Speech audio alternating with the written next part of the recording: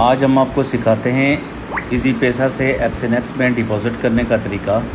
जो नंबर आपका एक्सएनएक्स में रजिस्टर है उसी नंबर पे इजी पैसा होना चाहिए। सबसे पहले हम खोलेंगे अपने फ़ोन पे एक्सएनएक्स की ऐप।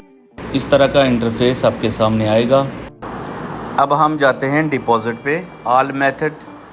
अब इजी पैसे की ऑप्शन यहाँ पे होगी, ये नीचे इसको क्लिक किया। अब ये आपके सामने खुलेगी और यहाँ पे मैं डालता हूँ 29,500, जिससे तकरीबन $100 के लगभग रकम बनेगी। और डाला, कंफर्म किया, ये नंबर आपका शो होगा यहाँ पे, फिर कंफर्म। और अब जो ही कंफर्म करूँगा तो इजी पैसा ऐप पे एक मैसेज आएगा, वहाँ पे पे करेंगे तो ये आपके पास रकम फिल 4 पहुँच जाएगी। ये देखें, अब ये डिपॉज़िट हो गए और विद इन सेकेंड में हुए। ऐसे वीडियोज़ के लिए हमारे चैनल को सब्सक्राइब कीजिए और कमेंट्स में हमें बताइए कि और आपको क्या चीज़ सिखाएं।